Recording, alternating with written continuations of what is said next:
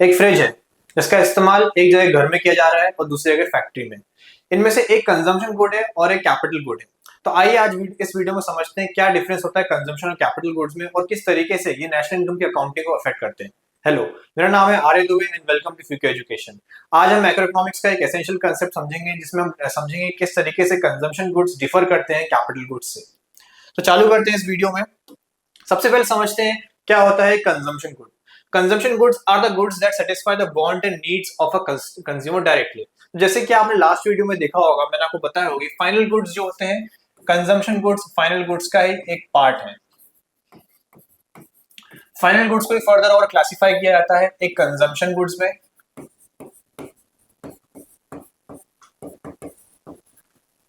और दूसरा capital goods में।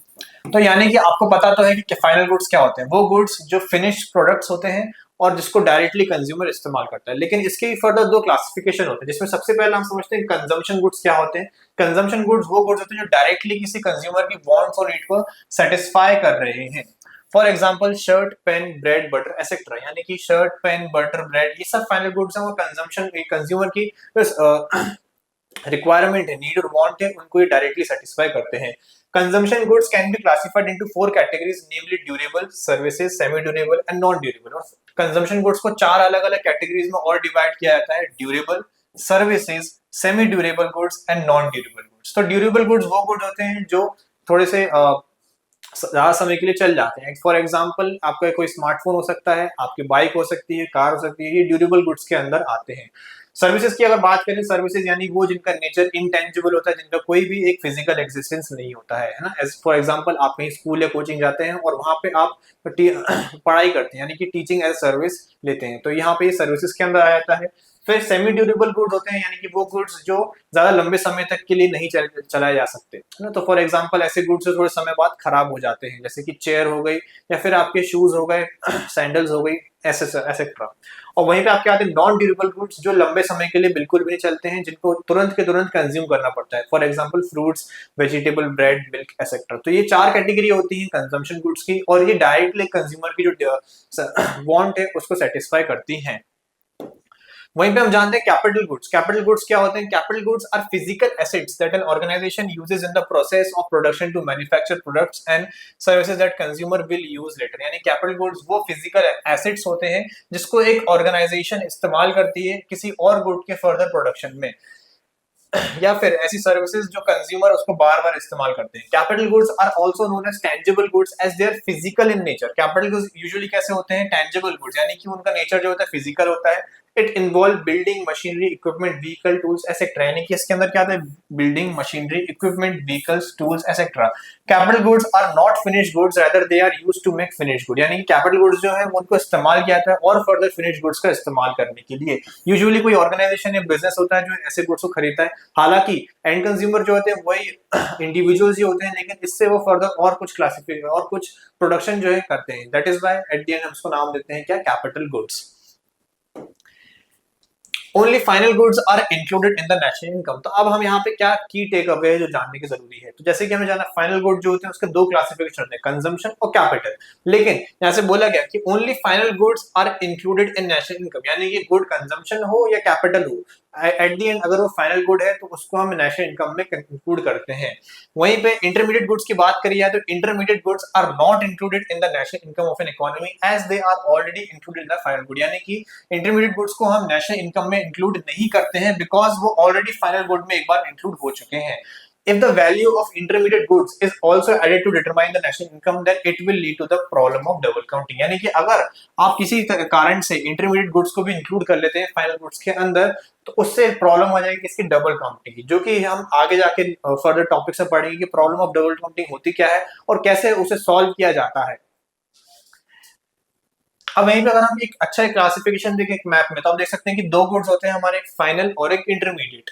फाइनल को भी फर्दर क्लासिफाई करा गया कंजम्पशन गुड्स और कैपिटल गुड्स में। तो एक एक करके देखते हैं प्रोडक्ट। जैसे फॉर एग्जांपल हम देख लेते हैं कोई व्हीकल, कोई गाड़ी है, तो वो कंजम्पशन गुड कब होगी? वो कंजम्पशन गुड तब होगी जब कोई हाउस होल्ड उसे परचेज कर रहा हो, जैसे कि कोई घर, कोई अपने घर के इस्तेमाल के लिए उस कार को खरीद रहा है, तब वो एक कंजम्पशन गुड कहलाएगी। लेकिन कैपिटल गुड कब कहलाएगी? If it is purchase by firm for business purpose, यानी किसी फर्म ने खरीदी है अपने बिजनेस पर्पस के लिए, हो सकता है कि वो अपने एम्प्लॉयज को कैब सर्विसेज ऑफर करना चाहती हो, तब जाके वो क्या हो जाएगी? कैपिटल गुड की कैटेगरी में आ जाएगी। और वहीं पे इंटरमीडिएट गुड वो कार कब हो सकती है या फिर वो व्हीकल कब हो सकती है? कि किसी डीलर ने उसे परचेज किया हो रीसेल करने के लिए, जिससे कि वो उसको एक हायर अमाउंट पे सेल कर सके और प्रॉफिट कमा सके। तो आप देख सकते हैं कैसे एक व्हीकल, एक फाइनल गुड के अंदर एक कंजम्पशन गुड भी हो सकती है, कैपिटल भी हो सकती है और इंटरमीडिएट गुड भी हो सकती है। वहीं पे हम बात करते हैं फ्लावर यानी आटे के बारे में। अगर आटा कब कंजम्पशन गुड होता है? वो तब होगा जब कोई हाउस होल्ड उसे अपने खुद के पर्सनल कंजम्पशन के लिए इस्तेमाल कर रही है। वहीं पे कैपिटल गुड कब होगा? If it is lying unsold with the trader shopkeeper eight the end of the year. अगर वो अनसोल्ड है, बिक नहीं पाया किसी ट्रेडर या शॉपकीपर के कारण eight the end of the year, तब वो एक कैपिटल गुड हो जाएगा। और वहीं पे इंटरमीडिएट गुड कब होगा? जब कोई वही ट्रेडर या फिर बिजनेसमैन उसको सेल करता है, रीसेल कर देता है या फिर इस्तेमाल करता है फर्दर उससे कुछ बनाने के लिए, तब वो एक इंटरमीडिएट गुड हो जाएगा। ऐसे फॉर एग्जांपल ये बेकर है, उसने उस आटे का इस्तेमाल करा कुछ बेकरी प्रोडक्ट्स बनाने के लिए, ऐसे बिस्किट या केक्स बनाने के लिए, या फिर उसको दोबारा से रीसेल कर दे किसी ट्रेडर ने उसी किसी को और एक हायर प्रॉफिट मार्जिन पे, तब वो एक इंटरमीडिएट गुड कहलाएगा।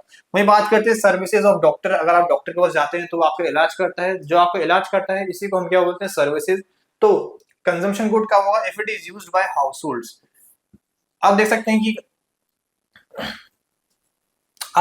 कि यहाँ पे कैपिटल गुड्स के अंदर सर्विसेज और डॉक्टर को इंक्लूड नहीं किया गया है। क्यों? बिकॉज आप सर्विसेज और डॉक्टर देखें किस तरीके का नेचर होता है, उनका इंटेंजिबल नेचर होता है। और अभी हमने पढ़ा था कैपिटल गुड्स जो है वो कैसे होते हैं, वो टेंजिबल नेचर के ही होते हैं। तो यानी कि आप सर्विसेज और डॉक्टर को फर्दर और कहीं पे इन्वेस्ट नहीं कर सकते या फर्दर उससे कोई और प्रोडक्टिव सर्विस रेंडर नहीं कर सकते, इसलिए यहाँ पे कैपिटल गुड्स के अंदर कुछ भी नहीं आएगा। और वहीं पे सर्विसेज और डॉक्टर को इस्तेमाल किया जाता है अगर किसी स्कूल, कॉलेज या फर्म के द्वारा, तब वो एक इंटरमीडिएट गुड्स हो जाएंगे। वूल की बात करते हैं। वूल का जब अगर इस्तेमाल हाउस होल्ड्स करे तो वो क्या हो जाएगा? Consumption good. फाइनल गुड की बात करें, if it is lying unsold with a trader eight the end of the year. अगर ट्रेडर उससे कोई सेल नहीं कर पाया eight the end of the year, तो वो एक कैपिटल गुड हो जाएगा। और वहीं पे अगर वो ट्रेडर उसको एक साल के अंदर रीसेल कर देता है तो वो एक इंटरमीडिएट गुड है, या फिर फर्दर उससे वो कुछ और मैन्युफैक्चर करता है, यानी कि उस वूल से वो कुछ ब्लैंकेट बना लेता है, तब भी वो क्या हो जाएगा? इंटरमीडिएट गुड हो जाएगा। If it is purchase bye a cloth manufacturing firm for making woollen clothes और बाय शॉपकीपर फॉर रीसेल। ठीक है, तो इन केसेस में आप देख सकते हैं कैसे कि गुड एक है लेकिन वो तीनों तीनों अलग अलग कैटेगरीज में आ सकता है। एट द एंड मैटर करता है कि जो एंड यूजर है वो कौन है, यानी कि किस व्यक्ति के हाथ में वो है, वो व्यक्ति उस चीज से क्या करने वाला है, क्या वो एक मैन्युफैक्चरर है, क्या वो एक कंज्यूमर है, या फिर वो एक फर्म है। इससे डिपेंड करता है उस गुड का क्लासिफिकेशन। और ये बहुत जरूरी है जानना, बिकॉज फाइनल गुड और इंटरमीडिएट गुड में से हम सिर्फ फाइनल गुड को ही काउंट करते हैं नेशनल इनकम अकाउंटिंग में। आज हमने इस वीडियो में क्या समझा? वो गुड जिसको डायरेक्टली कंज्यूमर अपनी नीड्स और वांट्स को सेटिस्फाई करता है उसको हम बोलते हैं कंजम्पशन गुड। और वही गुड अगर उसको एक कोई मैन्युफैक्चरर या बिजनेसमैन फर्दर कोई प्रोडक्टिव सर्विस रेंडर करने के लिए इस्तेमाल करता है तो उसे हम बोलते हैं फाइनल गुड। अगर आप ऐसे ही इन टॉपिक्स को और इन डेप्थ में समझना चाहते हैं तो आज ही डाउनलोड करें फ्यूगे एजुकेशन ऐप को। And also don't forget to like, share and subscribe. Thank you.